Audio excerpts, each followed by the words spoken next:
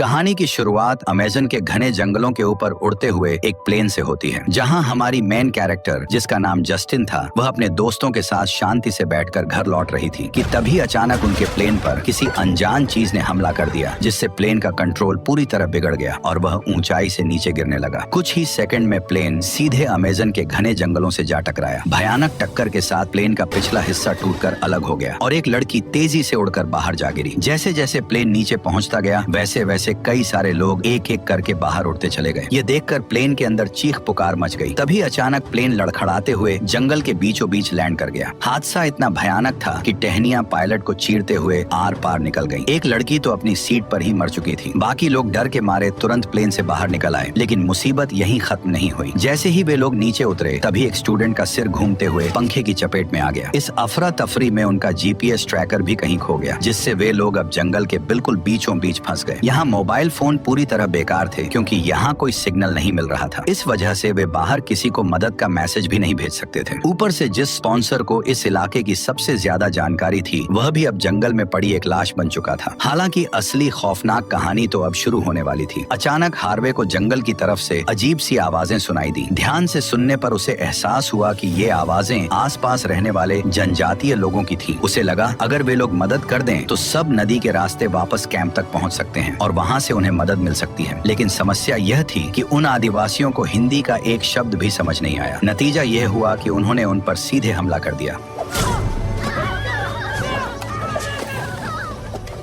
हमले की वजह से हार्वे की गर्लफ्रेंड मारी गई और बाकी सभी लोगों को किसी जहरीले डार्ट से बेहोश कर दिया गया। कुछ देर बाद जस्टिन की आंखें खुली। होश आते ही उसने खुद को एक लकड़ी की नाव में पड़ा पाया। नाव के आगे पीछे बैठे लोग उसी जंगल की जनजाति के थे। घबराकर वो तुरंत अपने हाथों में बंधी रस्सी खोलने लगी, लेकिन जैसे ही उसने हिलने की कोशिश की, तभी एक आदिवासी उस पर चिल्ला पड़ा। पूरी तरह काले रंग से पुता ये आदमी इंसानों को खाने वाले कबीले का बेरहम कसाई था। जैसे ही नाव किनारे पर पहुंची, तभी कबीले के बाकी लोग भी दिखाई दिए, जिनमें चाहे बच्चे हों या बूढ़े, सभी ने अपने शरीर को लाल रंग से रंग रखा था। कुछ ही देर में पकड़े गए स्टूडेंट्स को उठाकर आदिवासियों के गांव ले जाया गया। गांव पहुंचते ही उनका अजीब तरीके से स्वागत हुआ। हर कोई उन्हें अजीब तरीके से छूने लगा, मगर पेड़ों पर टंगे कंकालों और बांसों पर टंगी इंसानी खोपड़ियों को देखकर उनकी हालत और भी खराब हो गई। जब वे आदिवासियों के रहने वाले बड़े झोपड़ों तक पहुंचे, तभी एक बूढ़ा आदमी लाठी टेकता हुआ सामने आया। वह इसी कबीले का बुजुर्ग मुखिया था। पूरे कबीले में उसकी बात पत्थर की लकीर मानी जाती थी। उसने बस अपनी लाठी जमीन पर ठोकी, तभी शोर मचाते सभी नरभक्षी अचानक शांत हो गए। फिर वह धीरे धीरे स्टूडेंट्स के पास आया और एक एक करके उसने सबको ध्यान से देखा। इसके बाद वह अपनी भाषा में कुछ बोलने लगा। स्टूडेंट्स को उसकी एक भी बात समझ नहीं आई। वे सब हैरानी से एक दूसरे को देखते रहे। थोड़ी देर बाद उन्हें वहां से ले जाया गया। फिर सबको एक सुअरों वाले पिंजरे में बंद कर दिया गया। पिंजरे के बाहर आदिवासियों की भीड़ जमा थी। वे सब उन्हें ऐसे घूर रहे थे जैसे कसाई खाने में खड़े जानवरों को काटने से पहले घूरा जाता है। मगर मोटा लड़का उनसे भी ज्यादा बदकिस्मत निकला। उसे वहीं अलग छोड़ दिया गया। तभी एक बूढ़ी औरत उसके पास आई। उसने उसे एक कटोरे में एक अजीब सा पानी पकड़ाकर जबरदस्ती पिला दिया। अगले ही पल उसे धक्का देकर एक बड़ी चट्टान पर लिटा दिया गया। उसके हाथों की रस्सी भी काट दी गई। जब तक उसे होश आया, तब तक कई हट्टे कट्टे लोगों ने उसके हाथ पैर दबोच लिए। फिर कबीले का मुखिया उसके सामने आकर खड़ा हुआ और उसने बड़ी बेरहमी से एक ही झटके में अपने चाकू से मोटे की आंखें बाहर निकाल ली और बड़े स्वाद से उन्हें छकने लगा। इसके बाद उसने उस मोटे लड़के की जीभ भी निकाल ली और बड़ी बेरहमी से उसे भी खा गया। उसी समय काले कसाई ने बड़ा सा चाकू उठाया और एक एक करके मोटे के हाथ पैर काटने लगा। कुछ ही देर में मोटा बेरहमी से टुकड़ों में काट दिया गया। ये नजारा देखकर मुझे बस यही लगा कि शायद बहुत ज्यादा मोटा होना भी खतरनाक है, क्योंकि अगर कभी ऐसे लोगों के हाथ लग गए तो सबसे पहले मोटे आदमी का ही गेम बजेगा। उसकी लाश अब आदिवासियों के लिए पकाए जाने वाले खाने में बदल चुकी थी। वे उसके शरीर को ठीक उसी तरह काट रहे थे जैसे कोई कसाई सुअर का मांस तैयार करता है। उन्होंने शरीर के हर हिस्से को बड़े ध्यान से अलग किया, जबकि धड़ पर खास मसाले जैसा लेप लगाने के बाद उसे मिट्टी के बने भट्ठे में डालकर भूनने के लिए छोड़ दिया गया। कुछ ही देर में मांस की गंध पूरे गांव में फैल गई। यहाँ तक कि बच्चे भी लालच में लार टपकाने लगे। दूसरी तरफ जस्टिन और उसके साथी ये देखकर और भी घबरा गए। अब उन्हें पूरी तरह यकीन हो चुका था कि वे सच में नरभक्षियों के पाले हुए शिकार बन चुके हैं। लेकिन उन सब में से सिर्फ हार्वे बिल्कुल शांत था। उसने फोन निकालकर सिग्नल ढूंढने की कोशिश की ताकि मदद मांग सके, मगर इस सब का कोई फायदा नहीं हुआ। कबीले के लोग जिस तरह बैठकर खाना खा रहे थे, वह नजारा किसी इंसानी दावत जैसा ही लग रहा था। फर्क बस बस इतना था कि उनकी थाली में रखा खाना इंसान का मांस था। हालांकि यह कबीला सूअर और गाय भी पालता था। इसी के साथ वे इंसानों को भी कैद करके रखते थे। पिंजरे में बंद लोग वहीं खाते पीते और वहीं अपनी जरूरतें पूरी करते थे। लेकिन रात होते ही नरभक्षी जल्दी सो गए, क्योंकि पूरे गांव में बिजली नहीं थी। अंधेरा दूर करने के लिए उन्होंने आग जला ली। मौका देखकर कॉलेज के स्टूडेंट धीरे धीरे आपस में भागने का प्लान बनाने लगे। दाढ़ी वाले आदमी ने कहा कि अगर उनका जीपीएस ट्रैकर मिल जाए तो वो बाहर से मदद मांग सकता है। लेकिन हार्वे ने कहा कि इस सब का कोई फायदा नहीं, क्योंकि यह आदिवासी हर जगह तैनात है और जैसे ही ये लोग उस मोटे के मांस को खा लेंगे तब वह हम सबको भी मार डालेंगे। ये सुनते ही जस्टिन का गुस्सा फूट पड़ा, क्योंकि उन्हें यहाँ लाने वाला हार्वे ही था और उसी की वजह से उन लोगों की जान अब खतरे में थी। लेकिन वे चुपचाप मौत का इंतजार नहीं कर सकते थे। इसलिए एक लड़की ने पिंजरे की छत से बाहर निकलने की कोशिश की, लेकिन जैसे ही उसने सिर बाहर निकाला, पहरा दे रहे आदिवासी ने उसे तुरंत बेहोशी वाला तीर मार दिया, जिससे वो वहीं बेहोश होकर गिर पड़ी। अगली सुबह जस्टिन के पास एक छोटा आदिवासी लड़का बैठा हुआ था। उसकी नजर जस्टिन के गले में लटक रहे हार पर टिकी हुई थी। वह उस अजीब सी सीटी को देख रहा था। जस्टिन ने सोचा कि शायद उसे दोस्त बनाने से वे लोग यहाँ से भाग सकते हैं, इसलिए उसने उसी हार से एक सुरीली सीटी बजा दी। आवाज सुनते ही काला कसाई अपने साथियों के साथ वहाँ आ पहुंचा। उसने सभी लड़कियों को बाहर निकाल दिया और उन्हें उसी जगह ले गया जहाँ मोटे लड़के को काटा गया था। फिर उनके शरीर से कपड़े उतरवा दिए गए। कबीले का बुजुर्ग फिर से एक एक करके सबकी जांच करने लगा। कुछ देर बाद 2 लड़कियों को वापस पिंजरे में भेज दिया गया, लेकिन जस्टिन को अलग ले जाया गया। थोड़ी ही देर में आसमान से तेज बारिश शुरू हो गई। बारिश बढ़ते ही पहरेदारों को छोड़कर बाकी सभी आदिवासी अपने झोंपड़ों में लौट गए। ये मौका देखकर अंदर मौजूद एक लड़की ने भागने का सोचा। उसने फोन की रिंगटोन बजाकर आदिवासी का ध्यान भटका दिया। फिर फुर्ती से पिंजरे के ऊपर चढ़कर बाहर निकल गई। कॉलेज में वह तेज दौड़ने वाली एथलीट थी, इसलिए फिसलन भरी जगह में भी उसकी रफ्तार कम नहीं हुई। तभी उसकी नजर नदी किनारे पड़ी एक लकड़ी की नाव पर गई। वो तुरंत दौड़कर नाव के पास पहुंची और वहां से भाग निकली। बारिश रुकने के बाद जस्टिन को आदिवासी वापस घसीटते हुए ले आए। खुशकिस्मती से उसके शरीर पर कोई चोट नहीं थी, लेकिन उसके चेहरे और शरीर पर अजीब सा लाल सफेद रंग पोत दिया गया था। उसके साथी समझ ही नहीं पाए कि इसका मतलब क्या है। यहाँ तक कि हार्वे भी पूरी तरह कंफ्यूज था। तभी उन्हें एक आदिवासी लड़की दिखाई दी, जिसके दोनों पैर कसकर बांधे गए थे। उसे देखते ही सबको बात समझ आ गई। दरअसल यह सभी आदिवासी जल्द ही जस्टिन के साथ शादी रचाने वाले थे और उसके साथ ऐसी ऐसी चीजें करना चाहते थे जो किसी की सोच से भी परे थी। ये बात पता चलते ही जस्टिन और भी ज्यादा घबरा गई। तभी हार्वे ने कहा कि जस्टिन को खुद को लकी समझना चाहिए, क्योंकि जिनकी उनसे शादी होती है वे और कैदियों से थोड़ा ज्यादा समय तक जिंदा रहते हैं। ये सुनते ही दाढ़ी वाले ने हार्वे को अपना मुंह बंद रखने के लिए कहा। फिर उसने जस्टिन को दिलासा दिया और कहा कि वे लोग यहाँ से जरूर भाग निकलेंगे। इसी दौरान कुछ आदिवासी खाने के कटोरे लेकर पिंजरे की तरफ आए। खाना बांटते समय जस्टिन की नजर फिर उसी छोटे आदिवासी लड़के पर पड़ी। इस बार उसने फिर से सीटी बजाई। लड़का उस आवाज को बिना रुके सुनता रहा। उधर हार्वे उसका मजाक उड़ाते हुए बोला कि यह सब बेकार की कोशिश है। फिर वो कटोरे में रखा अजीब सा खाना खाने लगा। पास बैठी सुनहरे बालों वाली लड़की हिचकिचा रही थी, क्योंकि वह वेजिटेरियन थी, मगर वह भूख बर्दाश्त नहीं कर पाई और इंसानी मांस के टुकड़े खाने लगी। लेकिन कटोरे के खाली होते ही जब उसने उसमें पड़ा टैटू देखा तो उसे समझ आ गया कि वह जिस इंसान के मांस के टुकड़ों को खा रही थी वह असल में उसकी दोस्त थी, जो यहाँ से बच निकल कर भागी थी। सदमे में आकर उसने तुरंत कटोरा तोड़कर अपना गला काट लिया। असल में आदिवासियों ने उसकी दोस्त को चोरी छुपे मारकर पका दिया था, लेकिन जब तक उसके बाकी दोस्त कुछ समझ पाते तब तक लड़की की सांसें रुक चुकी थी। लेकिन वे लोग नहीं चाहते थे कि उसकी मौत बेकार जाए, इसलिए उन्होंने चुपके से उसके मुंह को खोलकर डंडी की मदद से नशीले पत्ते उसके गले के अंदर ठूंस दिए, ये सोचकर कि अगर नरभक्षी इसे खा लेंगे तो पूरा कबीला नशे में डूब जाएगा। आदिवासियों को उनकी यह चाल बिल्कुल पता नहीं चली। जब काला कसाई वहाँ आया उसने बिना देर किए लाश के टुकड़े कर दिए, फिर धड़ को उसी मिट्टी के भट्ठे में डाल दिया। कुछ ही देर में मांस की तेज खुशबू फैल गई। खाना खाते ही कई आदिवासी अजीब हालत में डगमगाने लगे, मानो उन्हें इससे पहले इतना ताकतवर नशा कभी नहीं मिला हो। मौका देखकर जस्टिन और दाढ़ी वाला लड़का तुरंत पिंजरे से बाहर भाग निकले, लेकिन जैसे ही दूसरा लड़का भागने लगा तभी हार्वे ने उसे डांट मारकर बेहोश कर दिया, ताकि हार्वे उनका पहला शिकार न बने। जस्टिन के पास उसे बचाने का समय नहीं था, इसलिए वे तुरंत वहाँ से दूर भाग गए। कुछ देर बाद लड़का बेहोशी से जाग गया। आंख खुलते ही उसने देखा कि 2 आदिवासी उसके सामने बैठे हैं, जो अभी भी नशे के असर में अजीब तरह से हंस रहे हैं। ये देखकर उसे लगा कि शायद वह चुपचाप भाग सकता है, लेकिन नरभक्षियों को अब इंसानी मांस की आदत लग चुकी थी, इसलिए उनमें से एक ने अचानक उसका हाथ पकड़कर दांतों से चबा डाला। ये देखकर वह डर के मारे उठकर पूरी ताकत से भागने लगा, मगर आसपास मौजूद बाकी आदिवासी तुरंत उस पर टूट पड़े। कुछ ही सेकंड में चारों तरफ से भीड़ उसे घेर चुकी थी। हर कोई उसके शरीर को चील कौं की तरह नोचने लगा। पलक झपकते ही उसका शरीर बुरी तरह टुकड़ों में बंट गया। उधर जस्टिन और दाढ़ी वाला लड़का नदी के किनारे किनारे ऊपर की तरफ बढ़ते रहे। उन्हें लगा कि अब वे जल्द ही रेस्क्यू टीम के करीब पहुंच जाएंगे। तभी अचानक नदी पार करते वक्त जस्टिन का पैर फिसल गया। वह सीधे तेज बहाव वाले पानी में जा गिरी। उसकी चीख सुनते ही दाढ़ी वाला आदमी भी घबरा गया। उसने सब भूलकर नदी के किनारे किनारे उसका पीछा करना शुरू कर दिया। फिर उसने एक डाल की मदद से जैसे तैसे जस्टिन को नदी से बाहर खींच लिया। इसके बाद वे जंगल के अंदर की ओर बढ़ने लगे और उसी जगह पहुंच गए जहां उनका प्लेन गिरा था। यहाँ मारे गए लोगों की लाशें बांसों पर टंगी हुई थीं। धूप और हवा में सूखकर वे अब नरभक्षियों का लजीज खाना बन चुके थे। ये नजारा देखकर जस्टिन डर से कांप उठी, मगर दाढ़ी वाला आदमी सीधे प्लेन के मलबे की तरफ दौड़ा, जहां आखिरकार उसे उसका जीपीएस ट्रैकर मिल गया। लेकिन ट्रैकर की बैटरी खत्म हो चुकी थी, इसलिए वह पूरी तरह बंद था। तभी अचानक जस्टिन को मोबाइल की रिंगटोन सुनाई दी। दोनों तुरंत पास पड़ी लाशों की जेबें टटोलने लगे। आखिरकार उन्हें हार्वे की गर्लफ्रेंड की जेब में फोन मिल गया। लेकिन जैसे ही वे दोनों खुश होने लगे, तभी अचानक वहशी कुत्तों की तरह ढूंढ रहे आदिवासी उन तक पहुंच गए।